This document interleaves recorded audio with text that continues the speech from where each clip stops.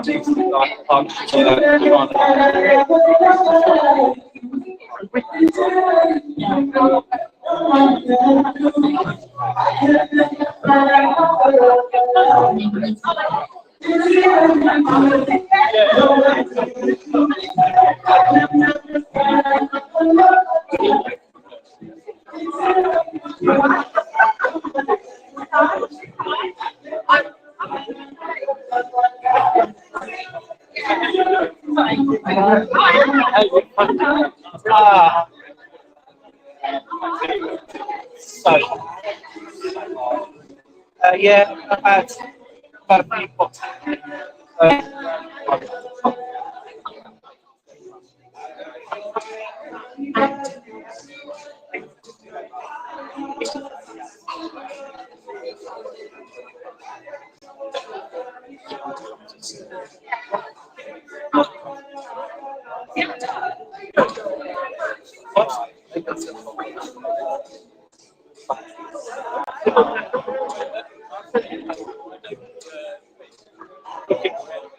So what's government funding or university funding is not sort of apply it would what's when it comes to my mind is there's so many different countries that I'm pretty sure that a lot of it was being missed by people. Actually provide. You know. Yeah, but they are there. They like them.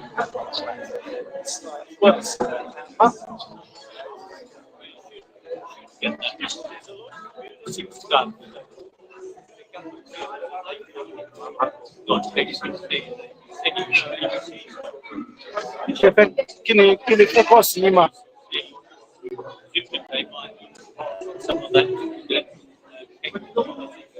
I'm due to go back to them. Sorry, just yes. I'm waiting. All right.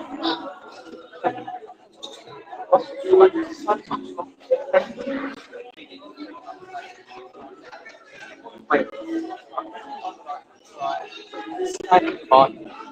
What they've done. Yeah.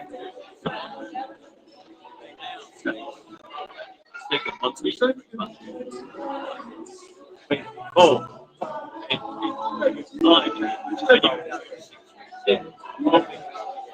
They're the same.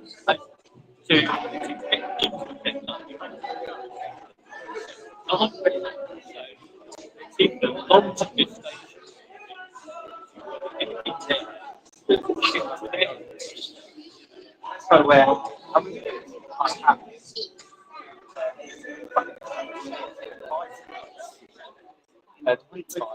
Wait time.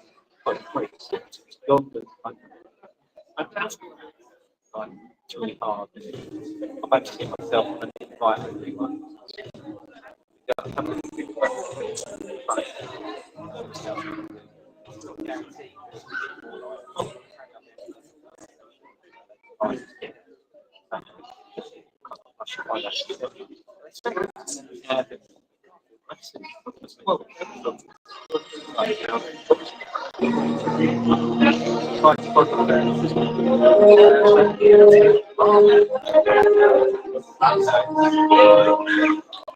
Yes.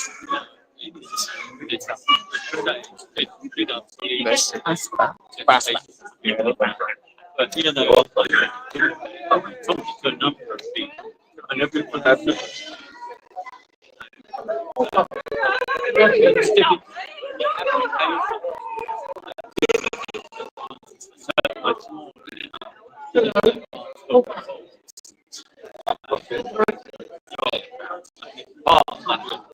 trying to kick people out. You know, you know, if you look at big organised people, check out. But I've always said, you know, you need to look at working communities that deliver big organisations.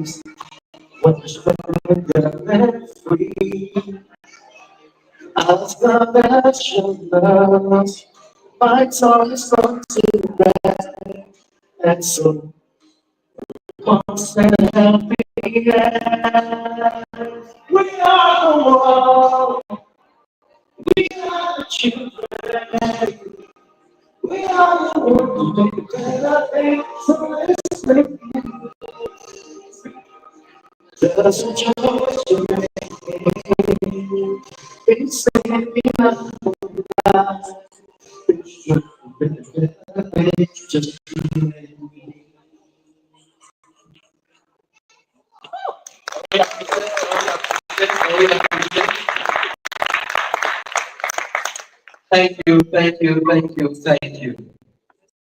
To make the world a better place. That is what. Good evening, ladies and gentlemen. And welcome to today's event.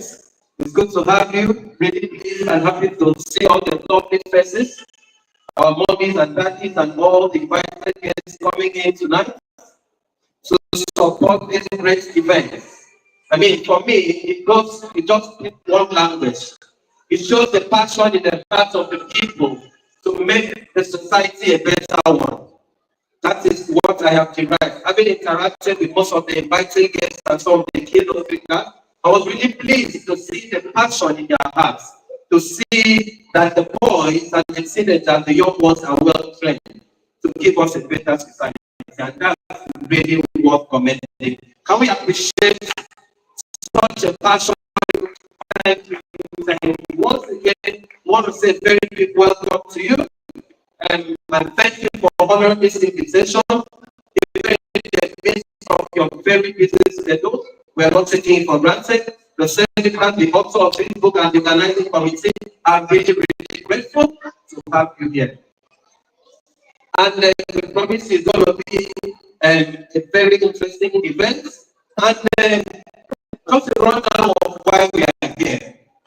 We are here for the official launching of a couple of books that were written by the book is Train the Boys Too. That's one of it. And the second one is the devotional guide and prayer journal for the boys. And having interacted with the author of this book and trying to find out what was the passion behind putting up this masterpiece. I thought it was really striking. Like the practical state that have been highlighted in it, it's very, very useful.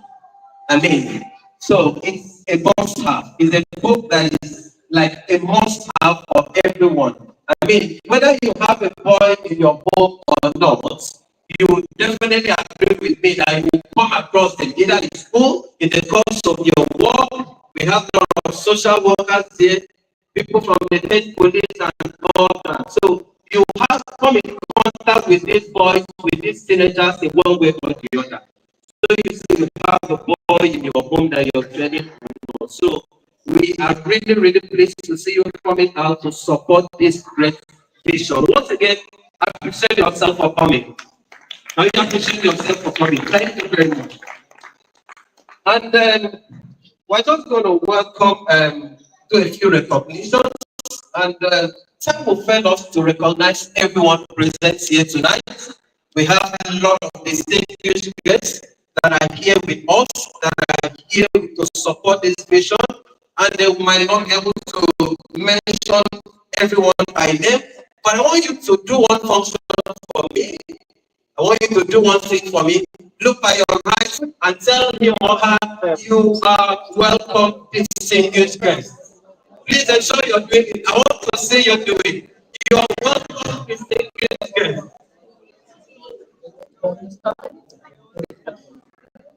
I hope you did that with a smile. If you didn't do it with a smile, then you'll have to do it again. Are you sure you did it with a smile? All right. Thank you, and thank you. Thank you for doing with a smile. Okay, we're just going to introduce a few of these guests that are present tonight and some of the keynote speakers. And also to remind you, in addition to launching this book, we also have some very interesting topics that will be talked about, very beneficial. People who are professionals in their field. So we have some keynote presentation, keynote speech that will be taken, and thank God all our keynote speakers are here, so we're not going to miss any session. Can we appreciate all our keynote speakers for coming on time, very timely? So we're going to have that benefit. So sit tight.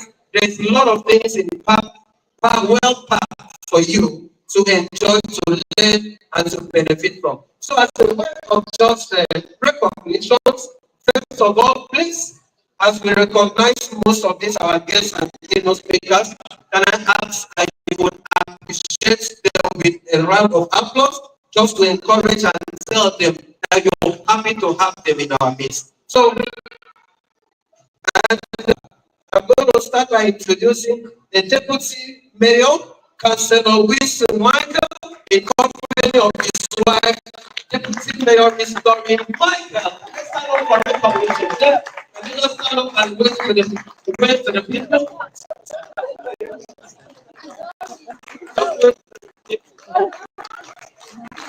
Yes. That's the Deputy Mayor. Thank you very much, sir, for coming. Thank you, ma'am, for coming. And I also have in my list Councillor Paul Atlas, Councillor in charge of Commercial Savings, South and State Network. Thank you very much, sir, for coming. And we're pleased to have you in our midst. Thank you. We also have in our midst Councillor Liz Wright. He's a cabinet member for communities and health, Ashford Borough Council. And we have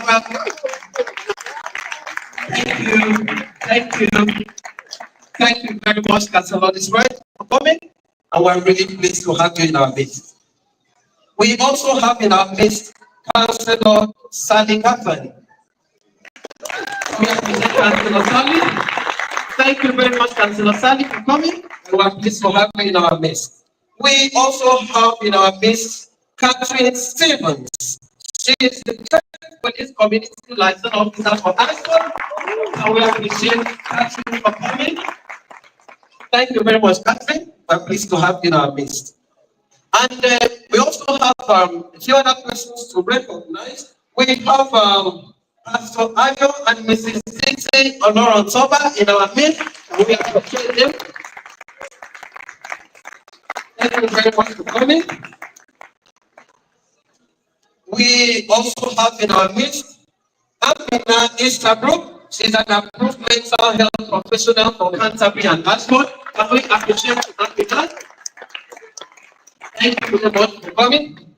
We also have Andy Richardson, the CEO of Uprising Youth and Community.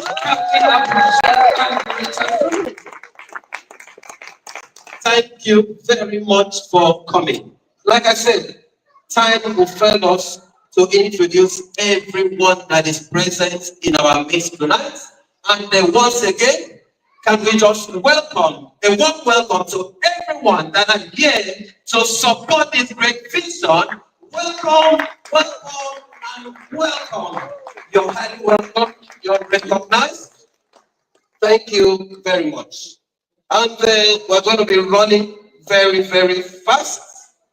We, at this point, will be inviting, are you ready to receive the first speaker for tonight for an opening speech? With a standing ovation and a round of applause, can we welcome Deputy Mayor, Councillor Wilson Michael for an opening speech? Yes. Thank you.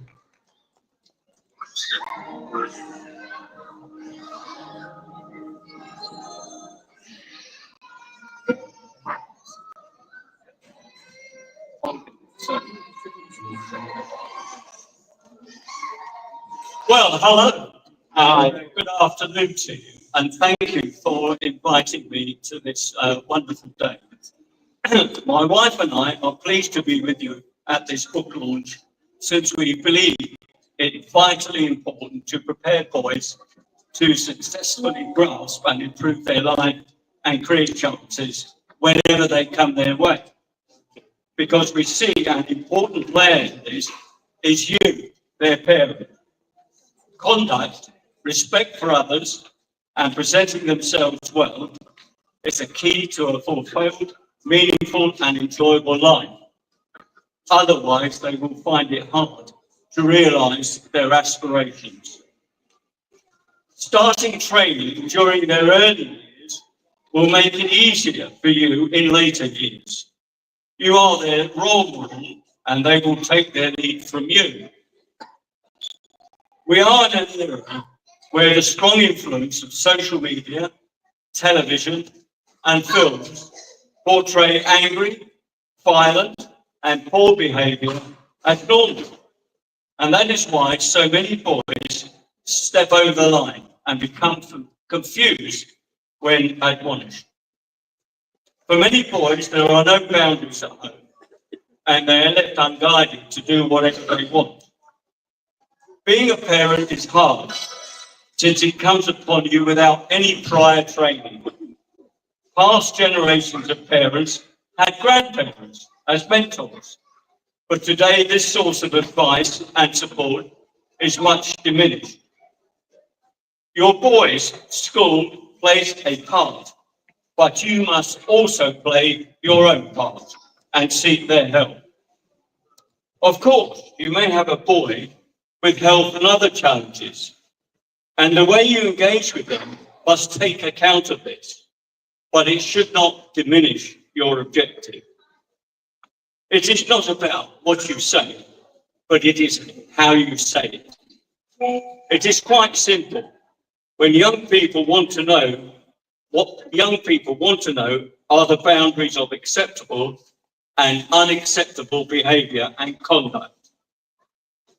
When speaking with the Army, Air and Sea Cadets, I was surprised to learn that what they liked about the cadets was the imposed discipline.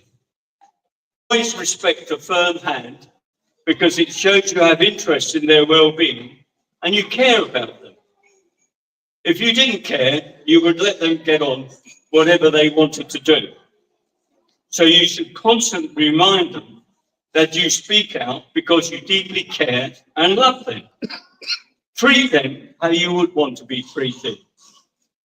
Take an interest in them and what they do in and out of school, and be seen as their best friend.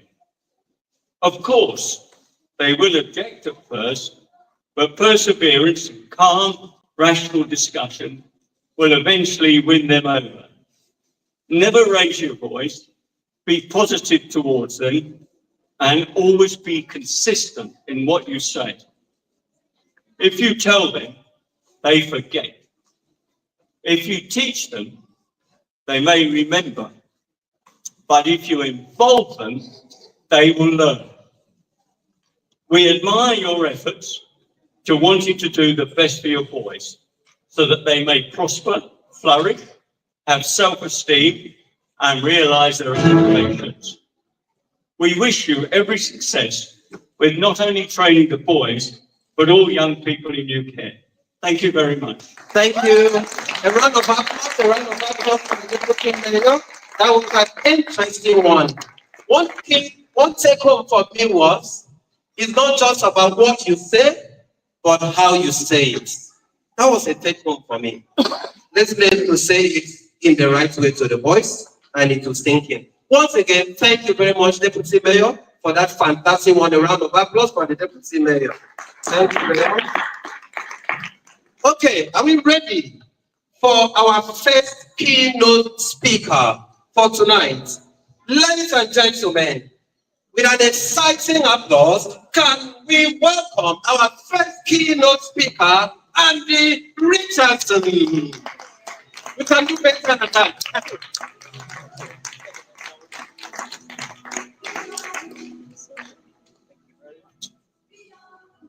Thank you for having me.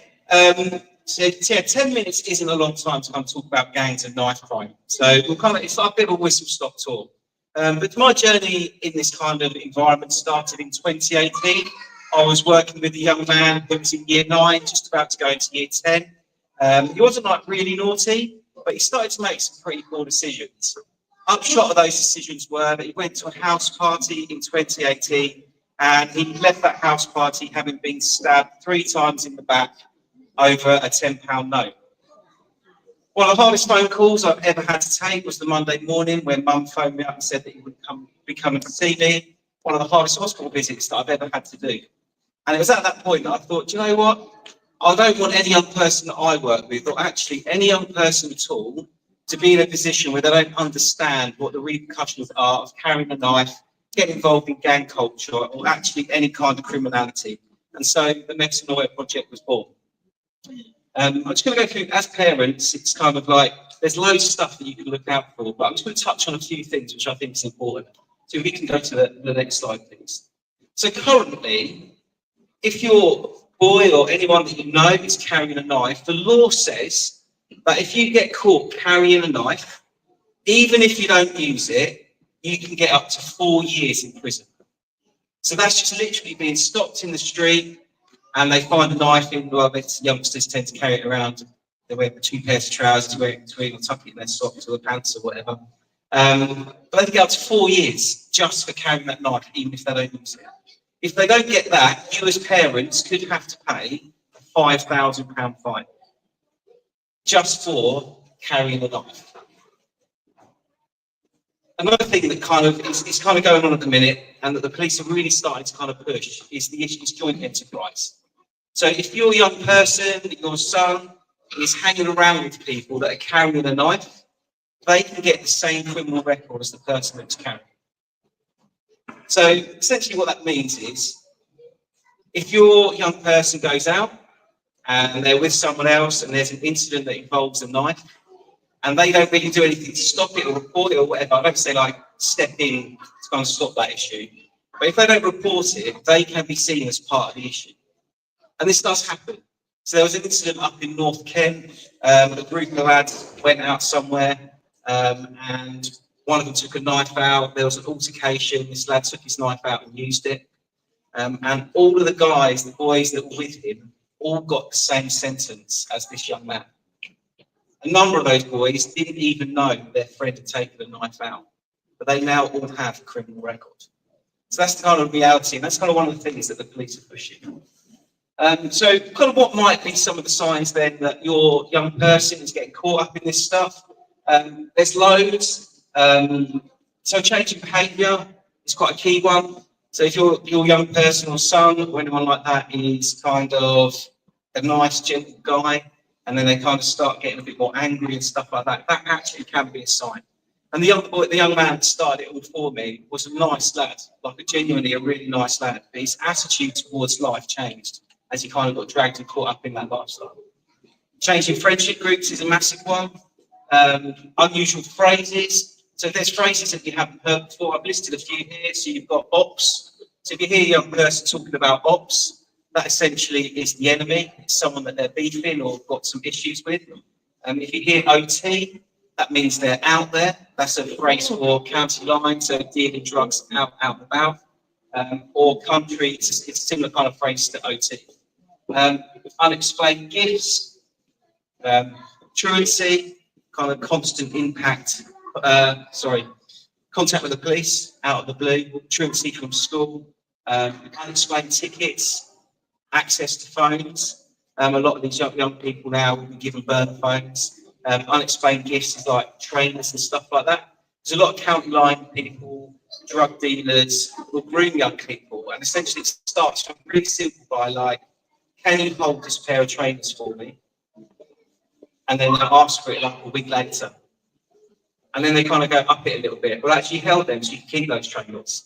And then they kind of ask, well, can you hold this package for me? And it's very, very subtle, but it doesn't actually take long for a young person to get groomed into this kind of lifestyle. So that's kind of like the stuff you should be looking out for. Also, just like young people get withdrawn, and what I see with all the young people that I work with is young people that are broken. They don't know where to go. They don't know who to talk to. And so as parents, as Councillor Winston said, it's really important just to talk to your sons. It is key. It's just to kind of talk to them, get to understand what is going on in their life. Because we don't want to be at a point where your young person is suffering from post-traumatic stress disorder because he's witnessed something horrific, or actually got a criminal record. And once you get a criminal record, it's hard, isn't it, to get anywhere in life. Broken.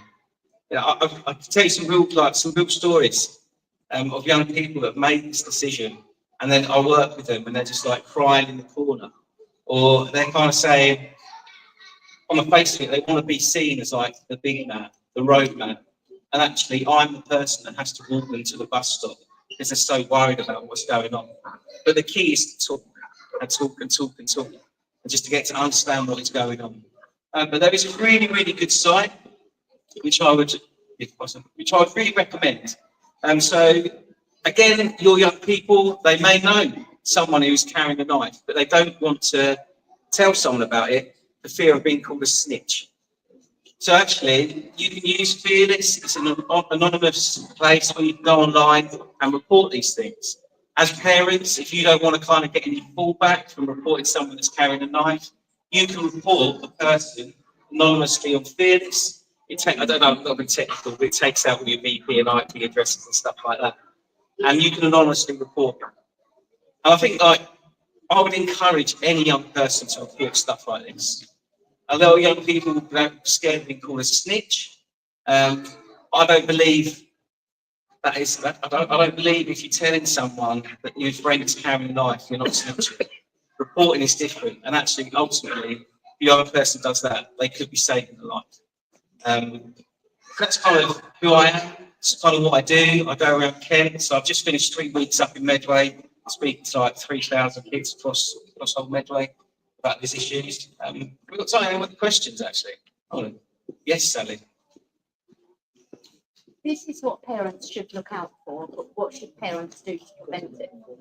Well, what should parents do to prevent it? I think it comes back to talking to your young person. I think if you say, don't go out, don't do this, don't do that, don't carry, whatever, ultimately you get a lot of pushback. I think you have to come alongside and actually walk the journey with them. I don't think you can just kind of force them and stop them leaving the house. They'll find a way. But I think if you come alongside and walk the journey, it's just far more powerful. That answers your question. Anyway, I don't know how long. Where's that? Okay. So on the county line bits, can you please expatiate further on it? The county line? Yeah. how they make the children to do this. Yes. Because I know it's drug related. Yeah, it's, yeah. So I don't really know much about Yeah, so, I mean, county lines, we kind of say the fact that county lines are in Ashford. They're in Ashford. And these guys, they're very subtle. Quite often they'll go and stand outside schools. And they'll look at young people who maybe look kind of tough family lives and stuff like that. They come alongside them, they just befriend them, they're just kind to them, show them a little bit of love, and then they'll go, actually, would you like to make some quick cash? If so, can you just hold this for me? Or can you transport this from here to here? And essentially it could be like something really small, like a £5 or a £10. And they do that, and then they just gradually up that kind of package. And then quite often with county line stuff, it sounds really horrible, but the same people that will ask you to take a package somewhere will then arrange for you to get robbed. And once you've been robbed, you are then in debt. And once you're in debt, it's actually really hard to get out. Yeah. So they're very, very clever. Like, if they applied their minds in a different way, they'd make the best business. Honestly. Yeah. I hope that answered your question. Yeah. Okay. Thank you very much, Andy. That was a very interesting one, and I'm sure we've all learned and benefited from that. And I bet you're talking to the right audience. Thank you once again, Andy. Ladies and gentlemen, we're going straight to the next keynote speech, and that will be taken by no other person than Councillor Paul Bartlett. Can we appreciate him as he comes up for the next speech? And he'll be talking about guidance for newly migrated parents and support available through the council. And I want to assure you, Councillor, that you're talking to the right audience, because we've got a lot of migrated parents here who will benefit from your speech. You're welcome, sir. Thank you very much, and thank you for inviting me here tonight, because it gives me a unique opportunity to speak to residents of Ashford about something a bit more interesting than potholes. Now, I have to say that most of my postbag is about the state of our roads and so on, but I have to say our council, well, actually technically our councils, because we have two, we have one covering the whole of Kent and one covering Ashford, is about a lot more than just the state of our roads. For example, the council was intrinsically behind delivering the building we're in at the moment, Parental Connect. And I have to say, it's a grand building, and we're very, very proud of it and the people who run it.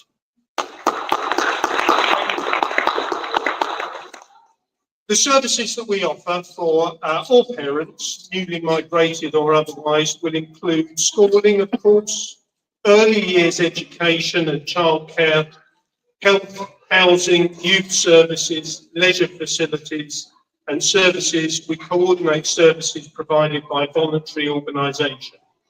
However, we absolutely recognise that some children and families have more additional or complex needs and may require access to additional intensive or specialist services to support them.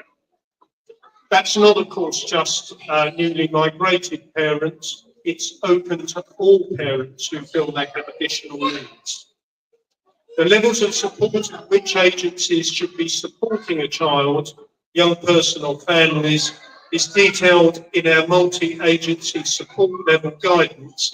I have written down websites and contact details on a sheet which is available. We'll put it on the desk at the end of this talk.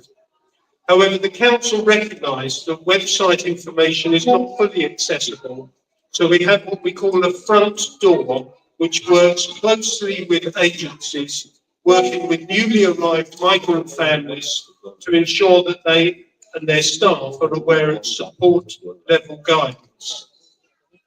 We will hold information sessions, workshops on rights and responsibilities in the UK, which includes UK laws, social norms, expectations, rights and responsibilities related to being a parent. This includes supervision and disciplining children, understanding the UK education system, laws to protect children from physical, emotional harm, female genital mutilation and circumcision, children and parents' rights, marriage, and so on. The County Council provides a link for families into their new family hubs, as well as health providers.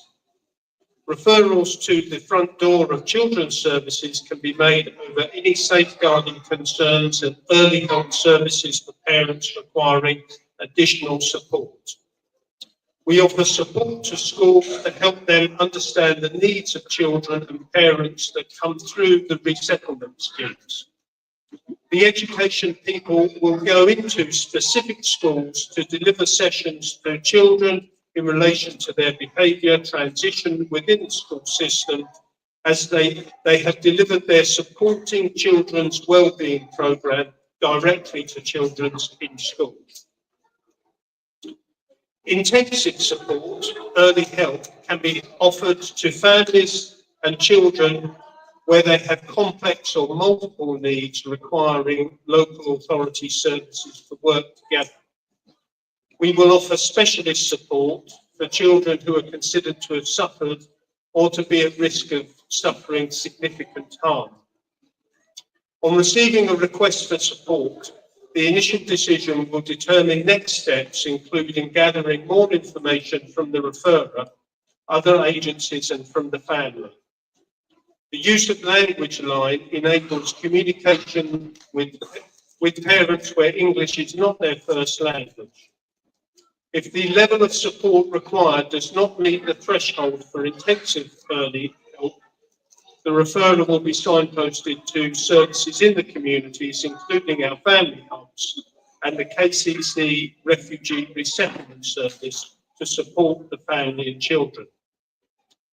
Where the concerns for the child meets the threshold for the risk of significant harm, the front door will hold a multi-agency strategy discussion to determine next steps to safeguard the children. There is close cooperation with the immigration colleagues at Manston to identify children newly arrived on small boats with their families where there are significant concerns. The particular focus on trafficking children, forced marriages, and children who may not be travelling with an adult with parental responsibility. If required, steps are taken immediately to safeguard those children. Where families requiring ongoing support, onward referrals are made to receiving local authorities. We absolutely recognise that arriving in the UK can be scary and daunting time to reach out. Please reach out to us if you have any worries. And I want to just tell you a story about a case that I dealt with in the last 10 days.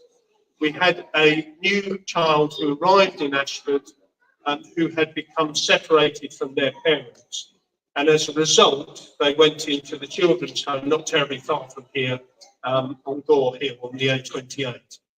And I have to say, it was one of our greatest success that after 10 days of very, very intensive search, we found the parents. I won't go into the circumstances as how they were split up, but it was an extraordinary achievement to reunite the child with the parents. And I have to say that 10 days that child went through were completely draining, not just for the child, of course, but also for the staff involved. The staff that we have at the council work incredibly hard to support the children who come across in difficult circumstances, and they absolutely deserve all the support that you can all give them. So when you see your council tax bill in April, I'm given to understand that there is a reasonable chance that it may increase marginally from the current year. please think more about what we provide at the council, and please reach out to your councillor if you feel that there is more that we should do. We absolutely want to hear from you because it's the only way we can do things better. So thank you very much for inviting me tonight. Any questions, I'd be delighted to take them. Yes, sir.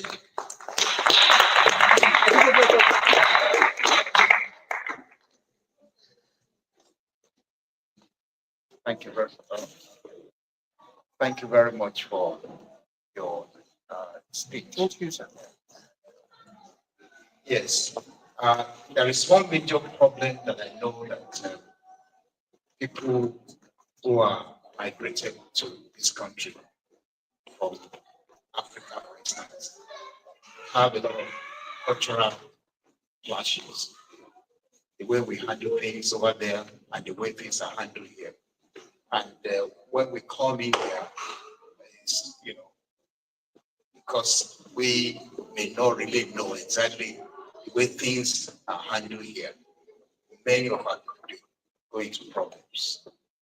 So I'm trying to see, okay, take for instance, when it comes to disciplining children, that's the way we discipline them, most especially if you are a Christian, because the Bible talks about correcting a child in a particular way. Right? So we tend to correct our children that way. Now, how do we overcome this problem when we just come newly and we are not aware of how things are going on here? So this is a major problem. Thank you. Yes, and you're absolutely right. Cultural differences is something that, of course, we absolutely must embrace, and we must recognise that we all can and do things in a different way. Nevertheless, it is fair to say that there are certain expectations within the UK about disciplining a child and how that can be done. So we always offer to any newly migrated parents a soft education system, meeting with representatives from the council to understand what is expected in the UK and what the law sets out about how you can discipline children in the UK. We absolutely get that this is not always what you're used to if you're a newly migrated parent, but we're here to listen, to help, and to make sure that you adjust, because any newly migrated parents with their families are really, really welcome into this country. There is nothing other than a very, very good and valid reason why you have chosen to make the UK your home. We welcome you and we want to work with you to make sure that it's successful. Any other questions? Thank you very much. Okay, the absence of any other question, can we appreciate Councillor Paul Catlett for that presentation and that went to the right audience. Thank you very much, Councillor. And we've had a lot of talks, we've had a lot of speeches, and at this point, while the music is going on in the background, we have some drinks down there. There are teas, there are coffees, there are water. So please, if you can walk down there and make yourself comfortable, get some drinks just for the next 5 minutes, just to have a drink, and then we're back expecting the next keynote speaker. You would agree with the next keynote speech. You would agree with me that lots of these speeches are very useful and very beneficial. So grab yourself a drink and come back to your seat, and then in 5 minutes, we are in for the third speech. Thank you very much.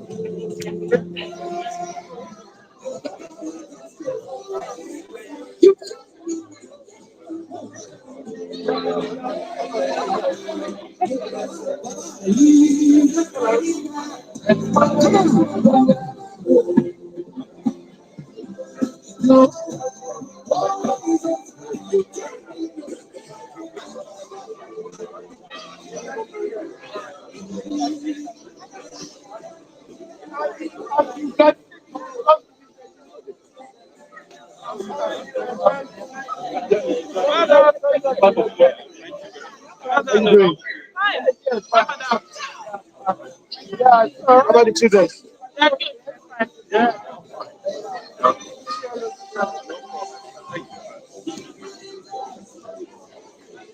While we are having our things, there are some leaflets going round. There's some leaflets going round that Council of Parental and is providing, and also a representative from Tech Police is also giving around some leaflets. If you have any questions from them, please feel free. And the person is happy to take any questions you have from that.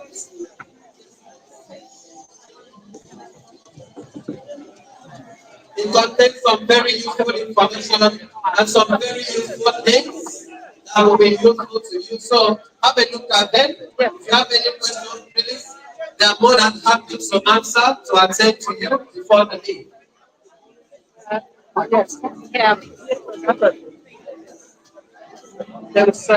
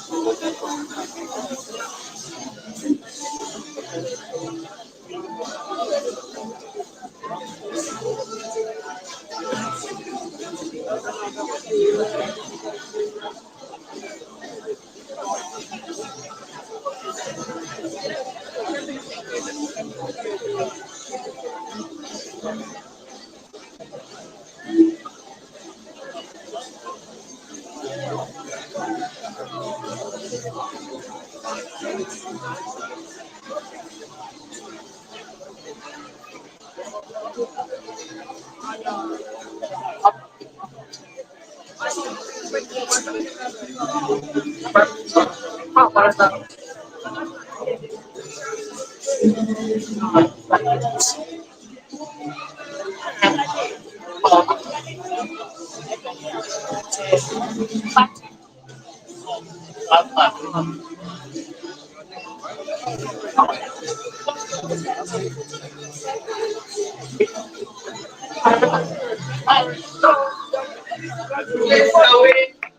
start settling down? Shall we start settling down, please? We will be moving to the next level of the event. So please, can we start settling down and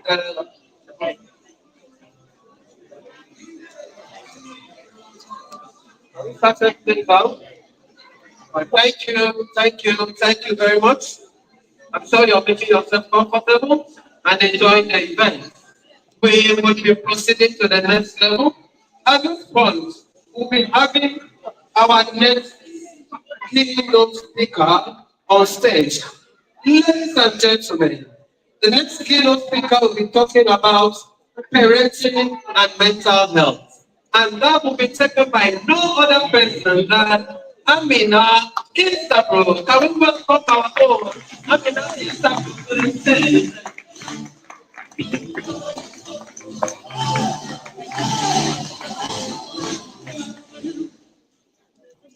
Thank you very much. So, okay. Yes, it is. Thank you for having me. So I'm in Instabro. I'm a criminal mental health professional, and I also work for the Ashburn County Safeguarding Hub. So I am also the mother to 3 children. I have a 20-year-old, 17-year-old. I remember. Speak loudly. Okay, so I remember years ago, I was busy, I was working 2 jobs, I was studying, I was in the kitchen cooking, and my daughter was talking, I say talk, and I was saying, yeah, wow, really, oh my gosh, just commenting. And I think, I want to say it was about a week later, I started getting all these text messages saying, thank you for the invite to your daughter's party. And I was like, what party? What is this? What's going on? So I spoke to my daughter and she said, remember, Mum, in the kitchen, I showed you those invitations that I found. And you said I could have them. You said we could have a party. And you gave me your telephone number. So I was looking at her like, I did all of that, all that stress. Like, so I had to reflect on it. And I thought to myself, as parents, we're just so busy. We're just constantly, working, looking after the children, trying to think about the next meal, trying to organize everything. And it can be really difficult, because you have to look after yourself. It's really important to look after yourself. So, as an approved mental health professional, I do go and assist people under the Mental Health Act. And I do seem to have a lot of people that say something along the lines of, I don't have a mental health condition. I don't have anything wrong with me. And actually all that's happened is they've not looked after themselves. It's stress, it's just a lot of stress. I met so generally Black people are 3.5 times more likely to be detained under the Mental Health Act. Now, I don't want to say it's because of racism, because it's not just, there is an element, that's not what it is. It's more than that. I think it's not just Black people are quite bad for it. It's about having support. It's about making sure you have a support network. It's about not doing things on your own all the time.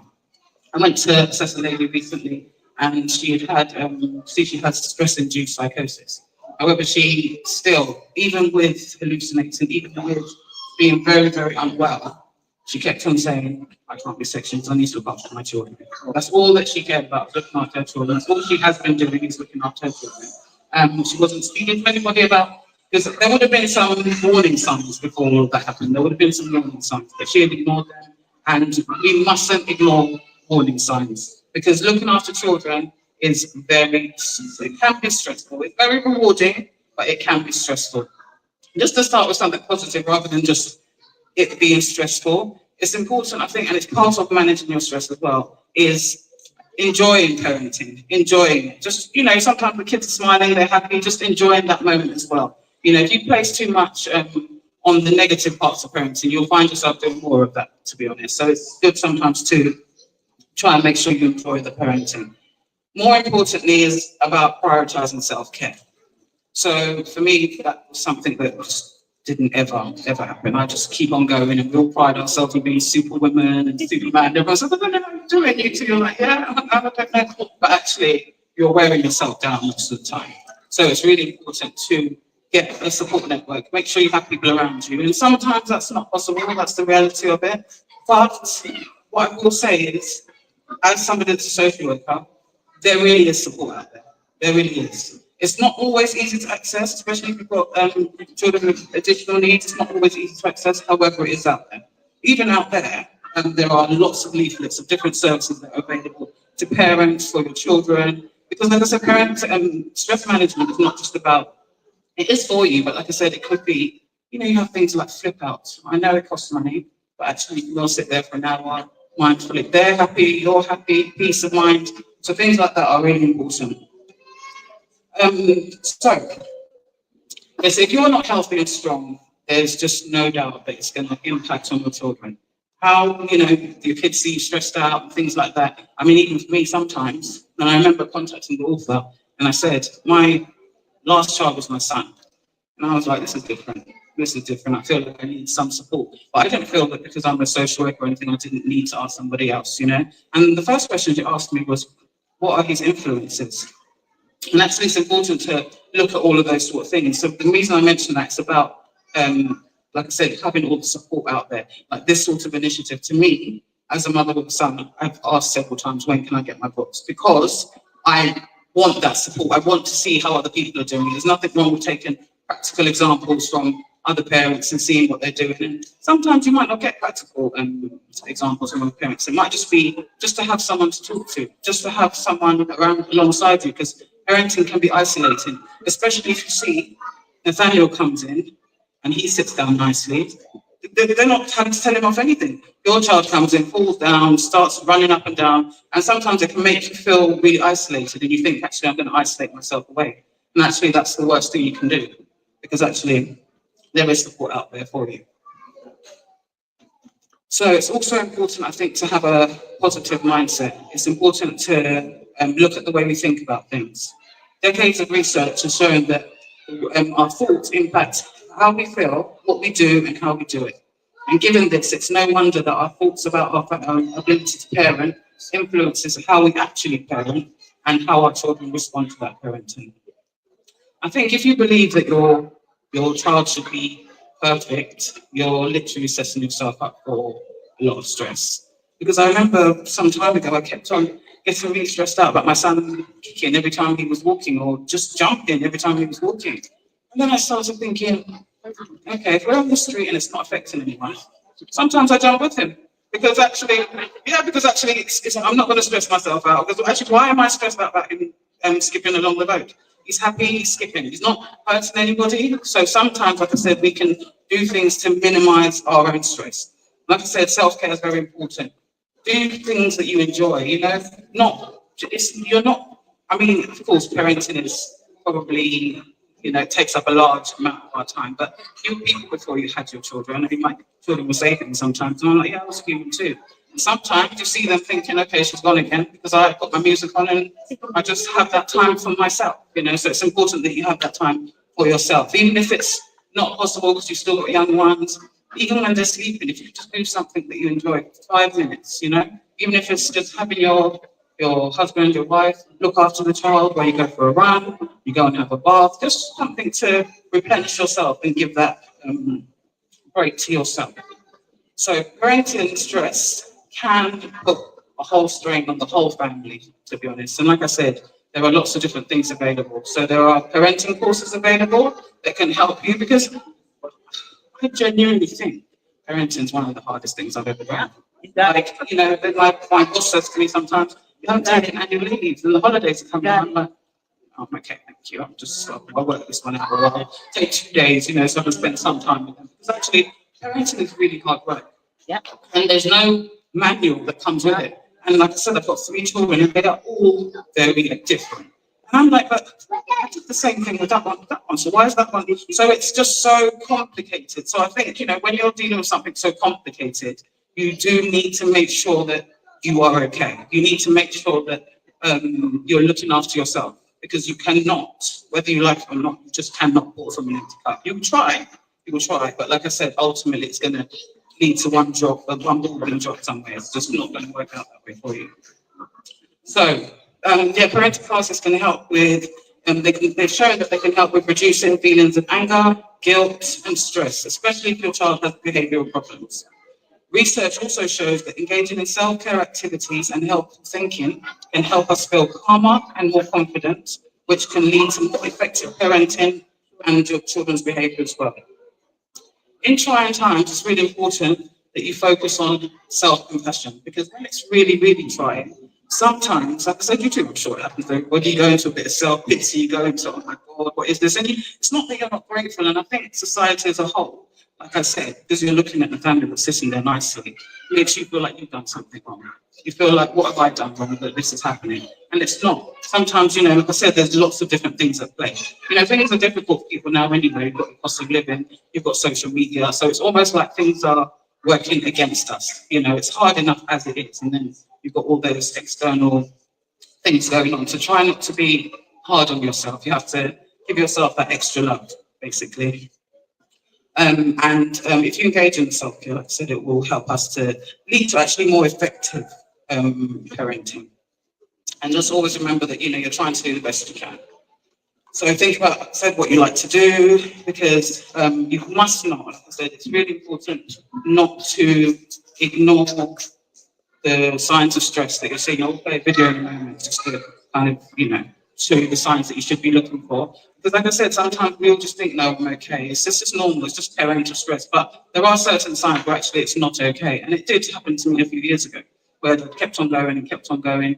And like I said, if you don't slow down and look after your body, the body will start sending you signals anyway. Like it will on its own start sending you signals. If you don't listen to them, it will keep on going down that way till, like I said, at that point it's okay, because a lot of those things are preventative. If you look after yourself, when you start noticing, actually, so you should be looking and thinking, actually, some things I'm feeling really, really stressed out. Try and identify what's causing that stress. Is it ill health? Is it finances? And then you can try and look at how you can deal with that stress, manage that stress better, rather than ignoring it, because like I said, ultimately, it's not going to be great if you ignore it.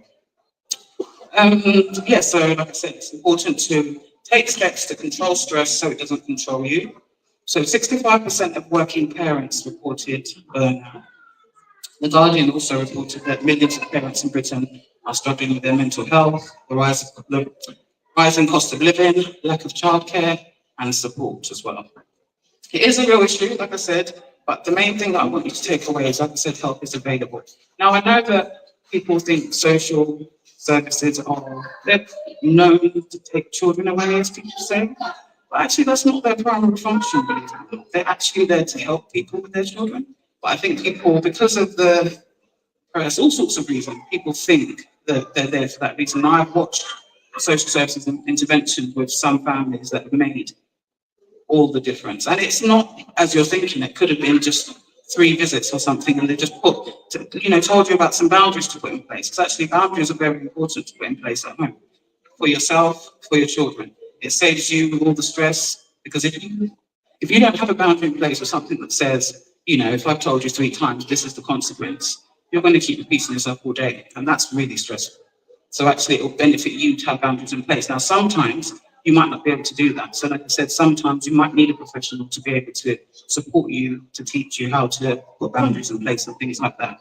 So there is support available from social services and all the other services out there as well. It's also important, I think, to include the children, even the small ones there, like they're making lots of noise. You could get them and say, okay, you make it sound fun for them. Come and help mommy. Let's see how many, potatoes that you're going to put in there. See who does it quicker. And actually they've helped you, you feel less stressed, and they want to actually continue helping you because you're happy about it and everything. So I think it's important to try and include your young people as well. And it helps you connect with them. I think with children, it's something I've connected with my children a lot, actually, because it's probably the only time we really get to spend that time together. But you can talk about all sorts of things, and and it takes the pressure off you as well. So playing with your children is actually a proven way to relieve stress. I know that sounds stressful. but, like I said, sometimes you really do need to go into their own world. And yes, that could be stressful too, because I really have no interest in playing Roblox, to be honest. But I think, you know, it would say a bit stressful, make my son happy. I would know actually what he's playing, because we say a lot of things, but we don't actually know what they're doing. We don't actually know what we're doing. I spend a lot of time speaking to a lot of children, and a lot of parents don't actually know their children.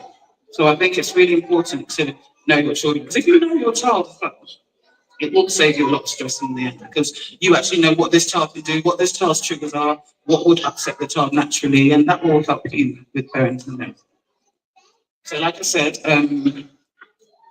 you need to be mindful, you need to look after yourself. Parenting is difficult, it's challenging, but it's also really rewarding. However, you need to be mindful of stress and burnout and look after yourself. So I'm just going to play this video, just, you know, so you can see the signs to look out for and the things that you can do if you feel stressed and burnt out. Thank you.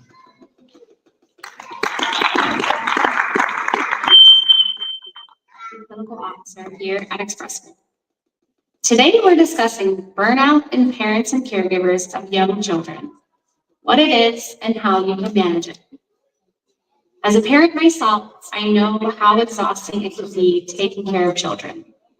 You're constantly thinking about their needs, whether it's school, therapy, medical issues, or just their general growth and development.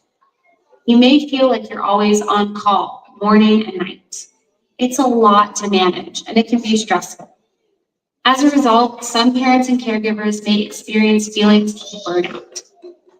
Burnout can make us shut down and feel exhausted, sad, overwhelmed, or disconnected. There are actually 3 categories of burnout. Let's take a brief look at each one. The first type is exhaustion. This might include actual sleep issues or constantly feeling tired, like you're not getting enough sleep. You might feel like you're simply trying to survive day to day. The next type is feeling emotionally distant or detached. This includes feeling distant from your children or not finding joy in activities you once loved to do. The last is feelings of ineffectiveness or inadequacy. You might feel like you're not parenting as well as you'd like to. Other signs of burnout can include feeling irritable or hopeless, feeling lonely or isolating yourself, or experiencing headaches, neck pain, or muscle aches. It's important to note that caregiver burnout shouldn't be confused with depression. Burnout is temporary, and a person can begin to feel better when they step away from the stressful situation and do something to relax, like having some alone time. Some caregivers may be more at risk for burnout than others. Having a mental health issue can increase your risk. And if you have trouble managing your emotions or frustrations, you might be at higher risk as well. It's important to identify burnout in families as quickly as possible. It matters for the caregiver's own health and happiness, and it also matters for their children. Children who have disconnected caregivers may be at greater risk for attachment issues and emotional problems as they get older. So you may be thinking, I feel the burnout. Now what do I do? Here are some tips. First, ask for help from a partner, family member, or friend. Asking for help does not make someone a lesser parent. Whether you have 1 child or 3, work outside the home or not, it's okay to need some help. Also, try to prioritize your own needs. While you should absolutely ensure your kids have everything they need, focusing on yourself leads to a happier and healthier caregiver. This could mean getting a babysitter and leaving the house to spend some time with friends. Be sure to prioritize your physical health too. Try to get enough sleep when you can, exercise and eat well so you can feel better physically, which in turn can help you feel better mentally. This can be something as small as eating a healthy breakfast or going to bed 15 or 30 minutes earlier. It also helps to talk to someone who's supportive, whether it's a friend, partner, another parent, or even a licensed therapist. Talking through what you're experiencing is incredibly important. If you're feeling burned out, don't be ashamed. Caring for children is hard. When you feel overwhelmed, remember the importance of keeping a positive, healthy relationship with your child. Don't be afraid to reach out for support from people who are in your corner. We aren't meant to parent alone. We're meant to help each other. By taking these steps to feel better, you'll be on your way to lighter days. Thank you, thank you, thank This is you. how AI optimizes. Can we appreciate Amina and Sabro for that lovely presentation? That has been very helpful. Parenting. Thank you, and thank you. Okay, we are moving to the next level. Apologies that we might not have time for questions, but Amina is always accessible and reachable. If you have any questions, feel free to reach out to her.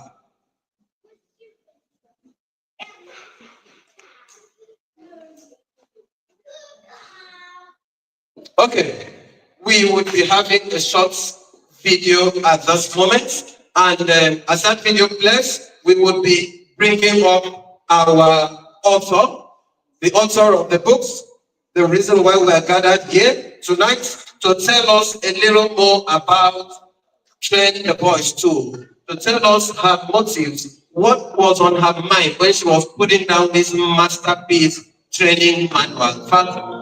In March 2017, Train the Boys began its journey of transformation with online talks, live sessions, and engaging posts designed to spark meaningful conversations.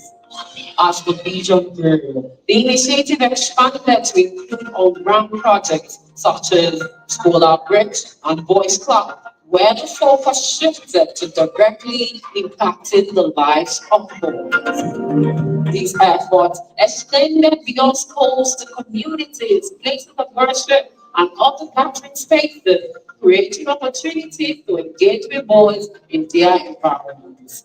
Over time, the scope of our outreach widened, reaching boys in correctional homes, homes for the blind, and understaffed communities in schools.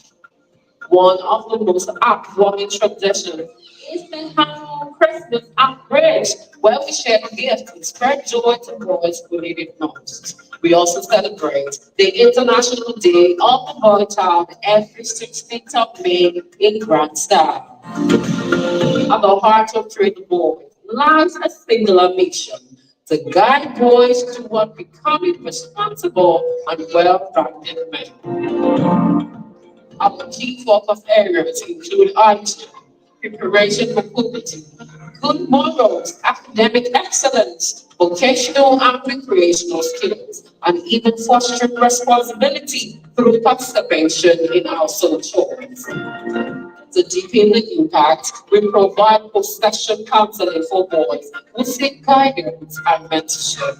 We've also established the Cave of Adela, mentoring hub, and introduced the boys cooking class, an initiative to teach boys practical cooking skills and self-sufficiency. In recognition of our efforts, we were recently honored with the nomination for African Nonprofit of the Year under the prestigious Humanitarians of Africa Award, a milestone that reaffirmed our dedication and inspired us to do more.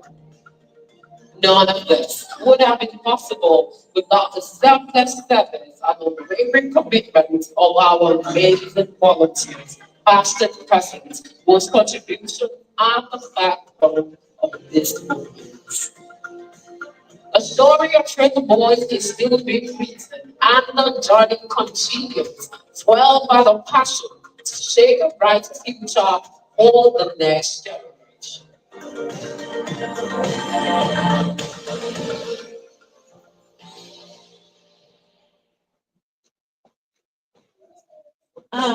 Good evening, everyone. Can you just put your hands together for Train the Boys? Not me, Train the Boys. I would like to start by saying thank you all for coming. I'm so happy to have everyone visited here. For those that knows me very well, they know myself and microphone. We don't have a good relationship. I've been practicing for how many weeks now? So I think I'm good. It's just so amazing how a 7.5 year journey is being crashed into a 2 minute video. What we've seen there, although not, we can't capture everything, that's what we've been doing for the past 7.5 years. And we are trying to replicate that here in the United Kingdom. And we're starting with Ashford. All right. So that's all about Trade Voice.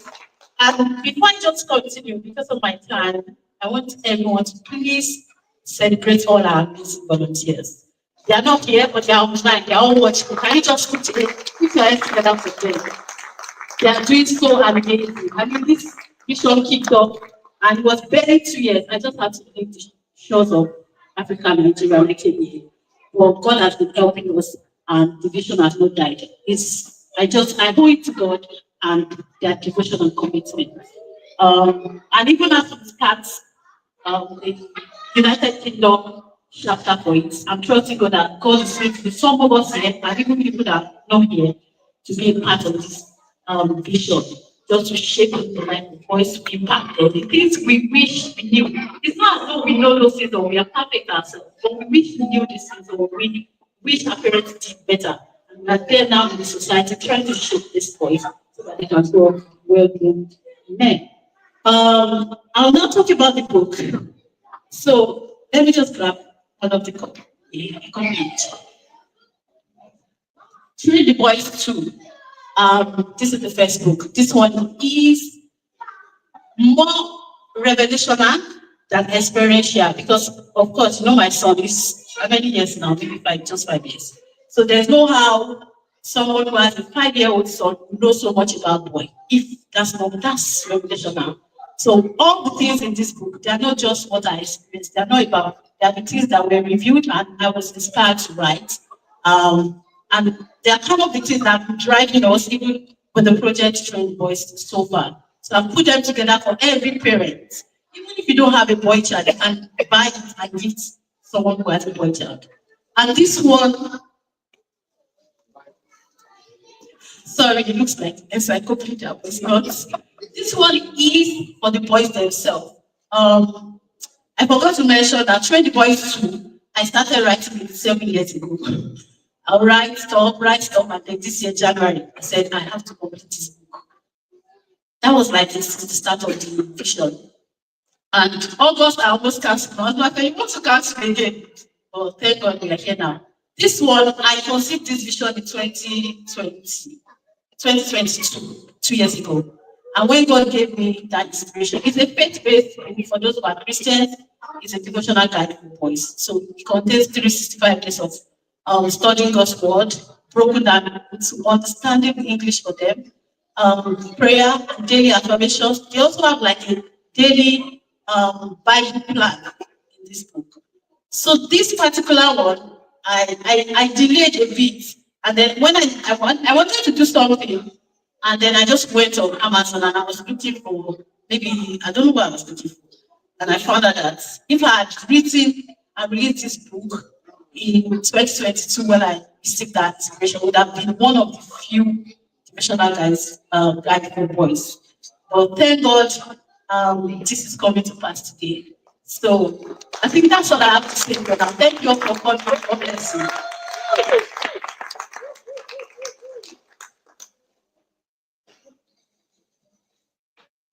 Thank you, the author of this wonderful book. I just have a question for you about the very first one, the Train the Boys 2.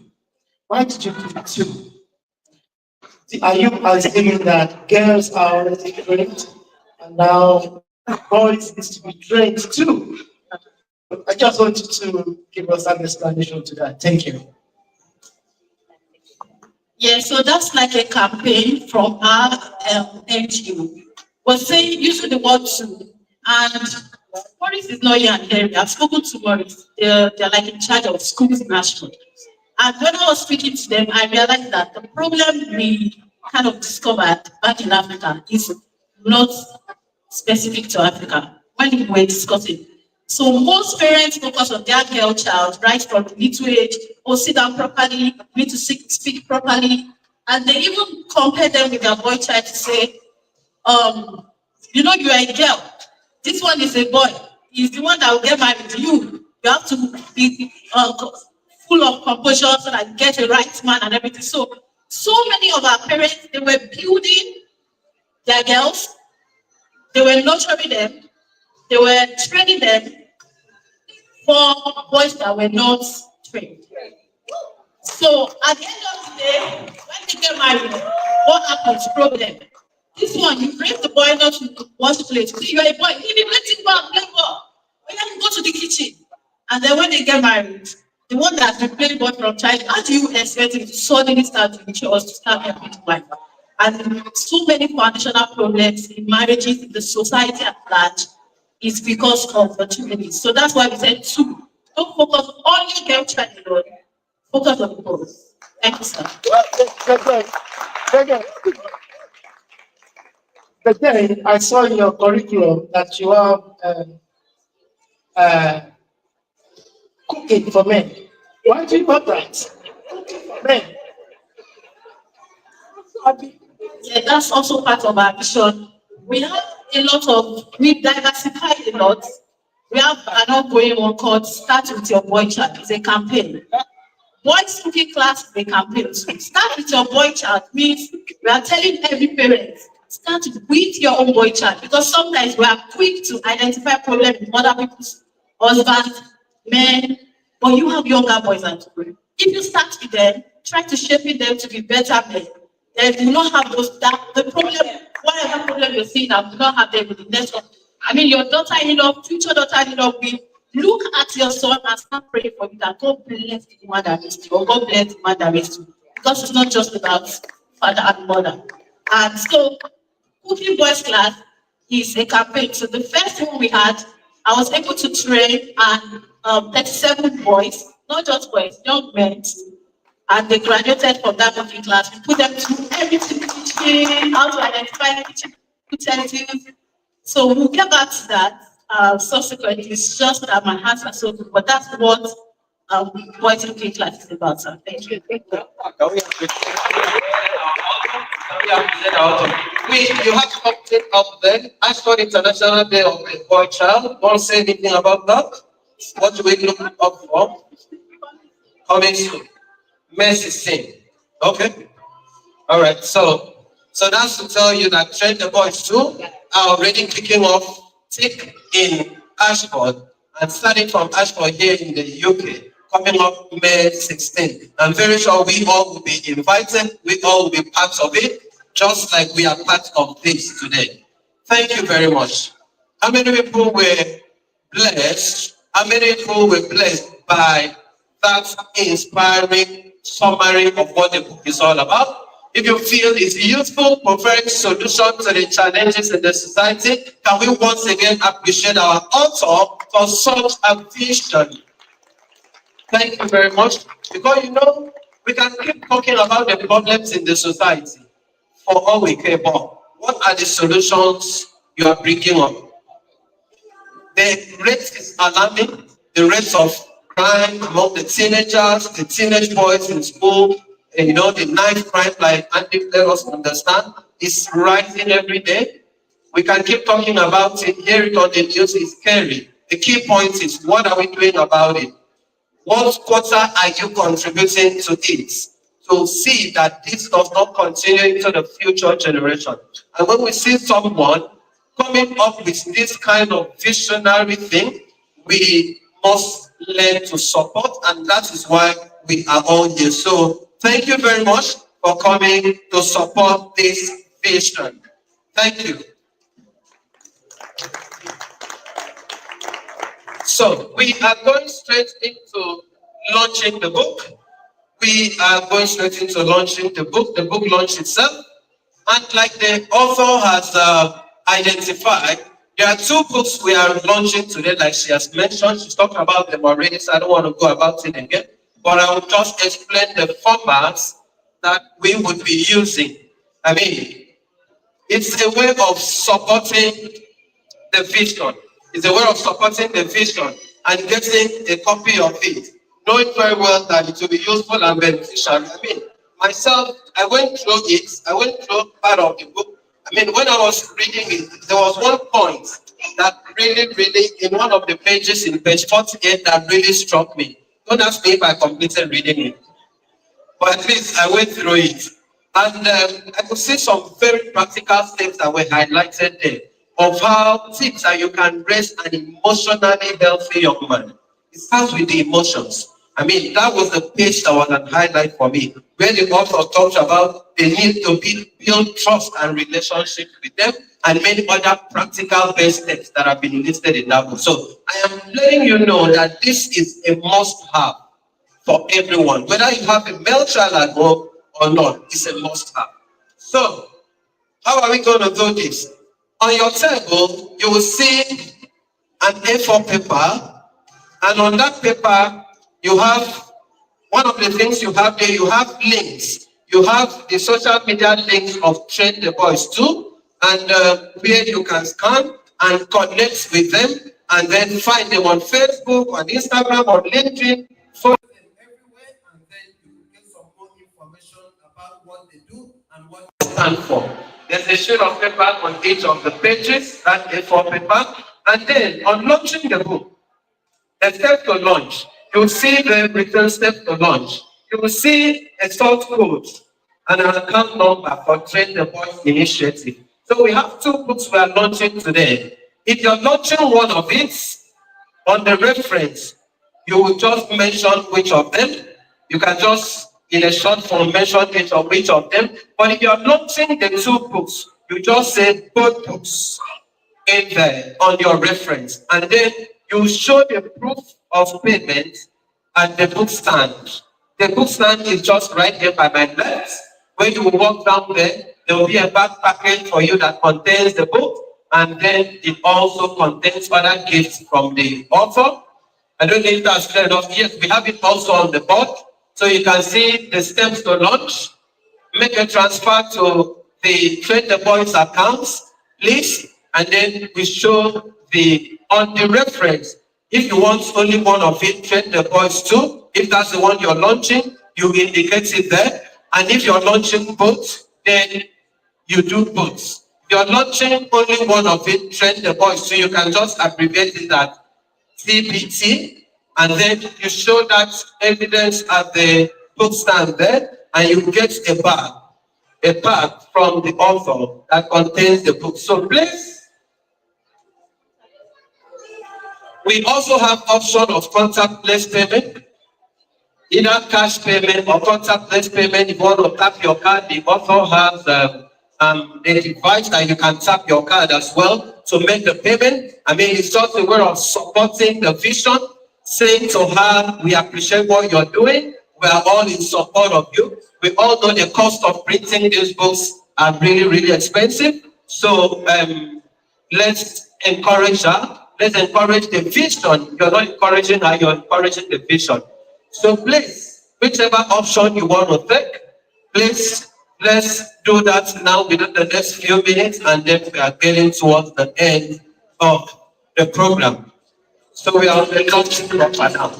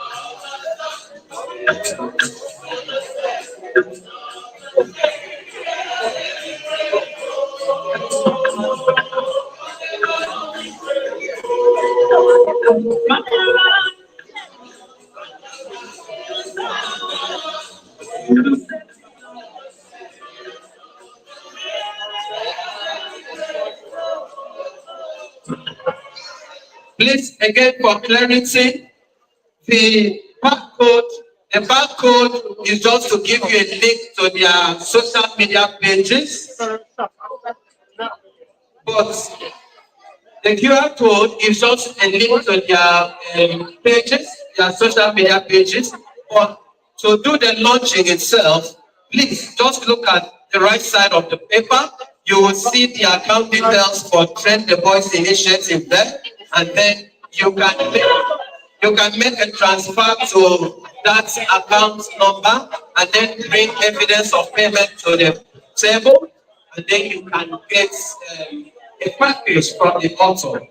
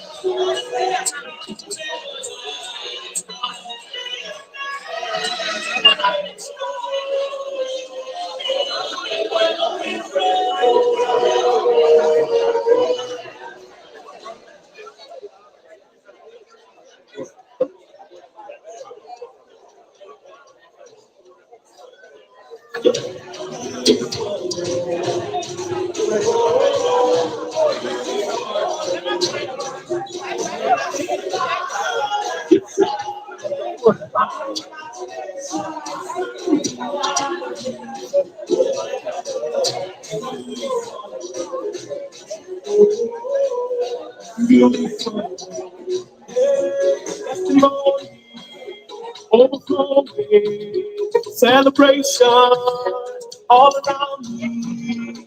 Testimony, overflow. Celebration all around me.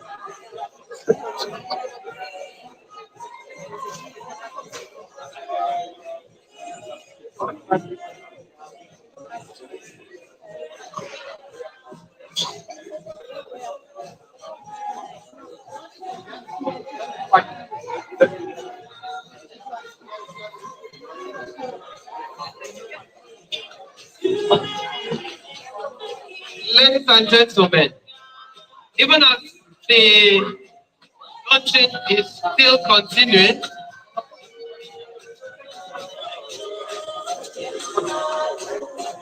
even as the launching continues, for want of time, we are going to call on we're going to call on Mrs. Sisi Olorotoba to come up and give us a closing remark. Even while the launching is going on, just to save time, she's coming up to give us a closing remark. Closing remark. I know we are busy, but can we appreciate Mrs. Sisi Olorotoba even as she comes up to give a closing remark? Please. I know we are still busy with the launching. Can we just still pay attention even as she gives a closing remark, and then we are rounding this up even as the launching continues. But please, by all means, sit here on the queue to go ahead with the launching while you're listening to her closing remark, which will take us to the end of this epic event.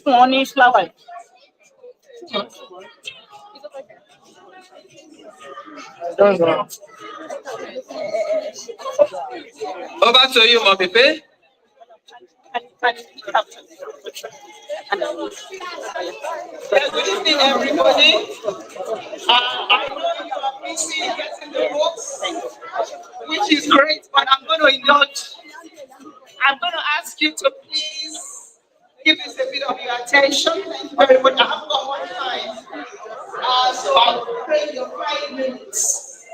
These are very important closing remarks which I have here.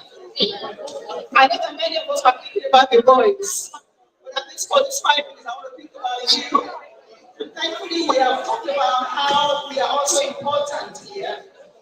And while we are looking at how important boys are, I want us to consider what happens ourselves. I want us to think about us for 5 minutes. Because actually, you are once boys or girls, now you are men or women. I want us to understand. You see, there are about 8.2 billion people in the world right now. Do you believe that? 8.2 billion people. But that all started with a family. A family started on us, and then today we have 8.2 billion people. A man and a woman came together. You may believe it or not, as there was a big bang, whatever you believe. But I'm sure you can trace the fact that yes, at some point there were not so many people on earth as we have right now. Now, within the very first family was a very grievous situation that led a brother to actually kill his brother. I don't know if you've ever had the story of Cain and Abel before. But there was a situation which made a brother kill his own brother, and he couldn't care less. So evil or wickedness had always been around. Even when they didn't have the issue of the internet or social media, there was already wickedness. There was always a problem. Even when there was no problem, so to say, that you and I can relate to presently. Even in those years back, there was wickedness. Why is that? You see, you don't learn wickedness there inside of you. You don't learn wickedness. It's there. So, and in reality, many of us will struggle. You want to be good, but you just can't be good. You know it's right to do, you know the right things to do, but you just don't know how to do them. And it is interesting because quoting from a man in history, quoting from a man in history, somebody got so wrong that said, I want to do right, but I'm always doing wrong. What's wrong with me? That man himself was so learned. It wasn't because he didn't read the right books. It wasn't because he didn't have the right knowledge. But it so happened that wickedness, this thing actually stays inside a man's heart. So I want us to just, that's the only thing I'm going to read. This person got so fed up. He said, sorry, I hope you are listening to me. Thank you very much. He said, although I want to do good, evil is there with me. For in my inner being, I delight in God's law. But I see another law at work in me, waging war against the law of my mind and making me a prisoner of the law of sin at work in me. It says, what a wretched man I am. Who will rescue me from this body as a subject to death? Now that's the reality. Frustration at what is wrong, because you want to do what is good, but you haven't just got it in your head. Just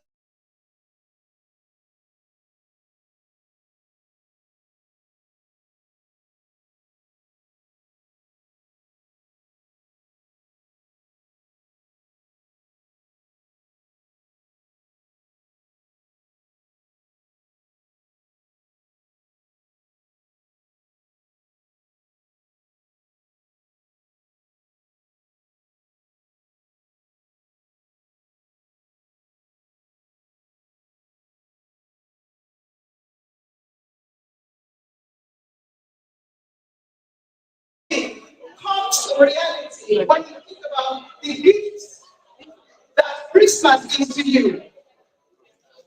Now, it is true that Christmas is being commercialized and everything, but in reality, who is the reason for Christmas? Anybody knows? Who is the reason for Christmas, please? What is the reason for Christmas? Love. Yes, this is love. Because you see, the reality is, no matter how you look at it, we all struggle with what is good, what is wrong, what is right. I want to do the right thing, but I just can't do the right thing. I need help. We're all friends, I need help. It's not just the boys I need help. We all need help. We all need help. That help comes in the love that's given to us. Take the love. That's my point here. It's Christmas. I mean, this is the best timing, isn't it, for this book launch? It is the best timing because it tells us that, you know what, even though you can't do the right thing by yourself, there is a way you can find solution to learning and getting the right thing. How? If you're like this person that I was reading about, who said, what is wrong with me? I want to do the right thing, but I just don't know what to do. He says, but thanks. I don't have to struggle on my own. I don't have to keep struggling by myself. That is the point. If you are here, you are listening to me and thinking, what are you talking about? You can ask me, I'm happy to explain. But the reality is, don't struggle, don't keep struggling on your own. Reach out and receive the love. I tell you, social media has its place, but inside each man is a wickedness. And it's not, it didn't just start yesterday or last month. It didn't start with our generation. It started with the very first family. The man who rise up and build his own brother just because of jealousy. I tell you, if you ask him, he will just not understand what is happening to him. So let's come to that point where, by reason of training the boys, we want to reach out to one that can help train us. The one that can help train us. We see our own inadequacies. I realized that I haven't got it together. If you haven't got it together, reach out to the ones that's got it together. His name is Jesus. Give him a chance, and you know what? We will not need to struggle so much. I believe that makes sense to all of us. Yes, now we know, especially for this season of Christmas, make this the month, make this the season, make this the time that you reach out and receive, oh my God, the love. The love. I'm sure many of us have had a Stevie Wonder. You know who Stevie Wonder is? Yeah, just Stevie Wonder, right? You had a Stevie Wonder, yeah? Yeah. Stevie Wonder, one of those songs of Stevie Wonder. Happy birthday to you. That's Stevie Wonder that sang that one. Yeah? I just want to say I love you. That's Stevie Wonder. But you know what? Stevie Wonder wrote the song called Because It's Done. Yeah, he wrote it. He didn't sing it. He wrote it. And it was sung by Paul. They sang the song. What was he saying? He said, my life is so reckless, I couldn't find love by myself. But try Jacob, try the Lord. Jesus is the Lord. I want to believe that as you buy the books, train the boys, receive help for yourself. This month, make up your mind. As you leave this place, go back to your home, try and find a connection to the one that has the ability to give you that love and then remove that wickedness, the tendency for wickedness. And like that guy that said, what is wrong with me? Let's get to say, what is wrong with me? And receive help, the one that can give it to us. The Lord help each one of us. Because you know what? I haven't got it together, but there's one that I don't have to, I don't have to depend upon myself. Let's not try to depend on ourselves because we can't do without Him. God bless you. Thank you so much. The book match is going on still. Please go get it. Go get it. It's necessary at this time. God bless you. Thank you very much. Can we appreciate Mrs. Titi Olorotoba for her closing remarks? Thank you very much. And finally, we are just going to have a vote of thanks, just to say thank you. And this will be done by, there's always a saying beside every successful man, there is a woman. It's also the same thing that beside every successful woman, there is a man. There's a man that is patting her at the back to tell her, don't worry, this vision will work out. And that is that man we are having to give us a vote of thanks. Welcome with me, Mr. Ayo Ajibola. Thank you very much, sir. Good evening, everyone. I'm so happy, I'm so glad to see your beautiful faces. And I would like to just say thank you on behalf of myself and my wife. I would like to say thank you to all our esteemed guests. We are grateful for your presence. We are grateful for you to honor this occasion. And I also want to thank all the attendees. We have attendees even who doesn't reside close to Ashford.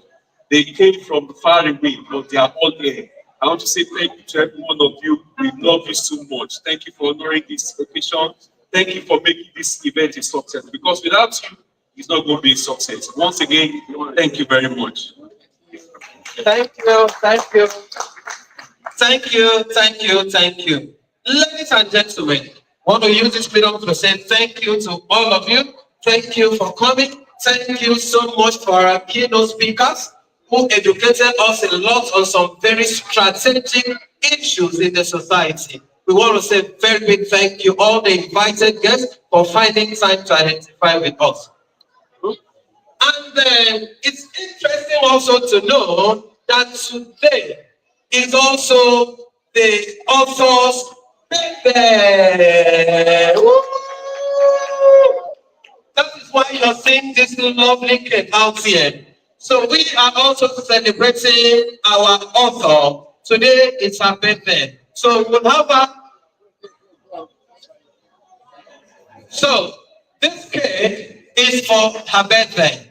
So we'll have her come up even as we celebrate her tonight as well. So do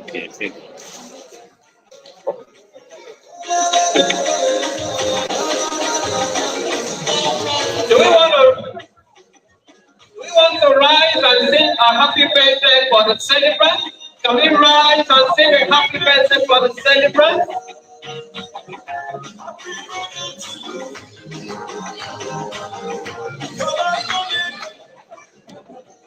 Happy birthday to you. Happy birthday to you. Happy birthday, happy birthday. Happy birthday to you. Hip, hip, hip. Hooray. Hooray. Please, the guests will love a photograph.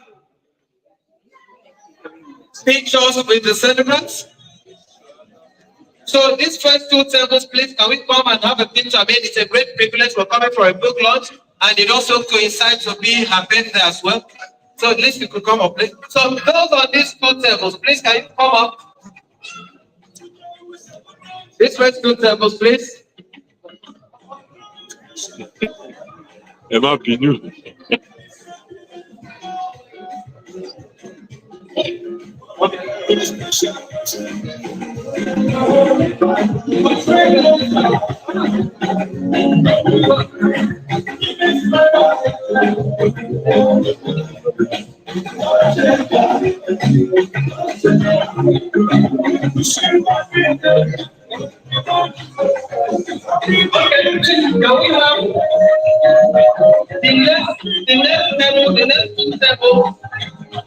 The next table.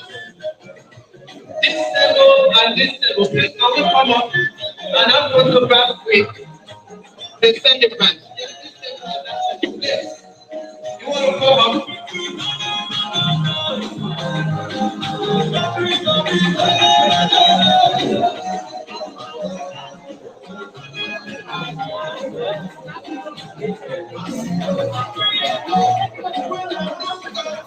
Please. After that, we can have this table. This table immediately after that.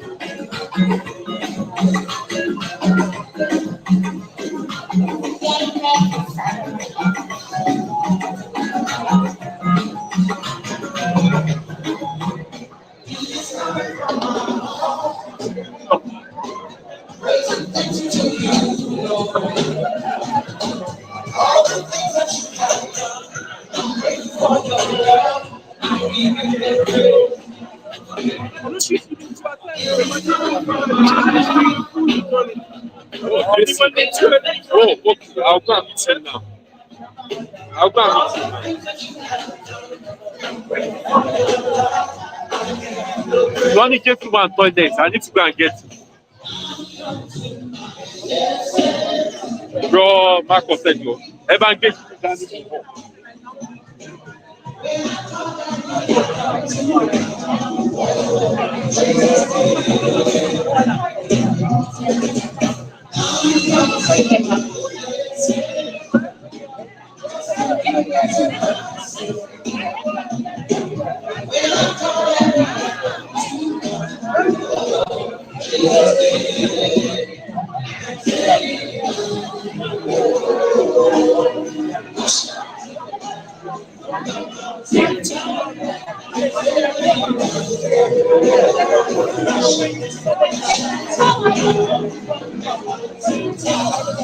Nice money.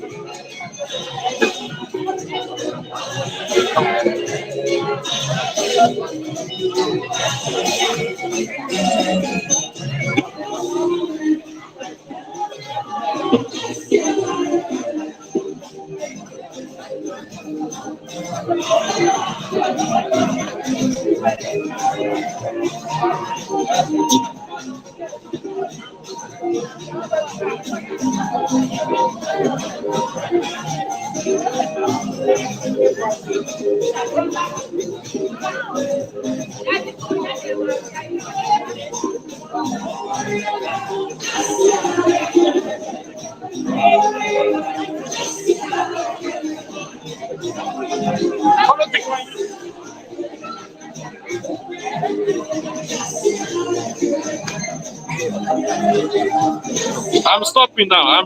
I'm stopping it now.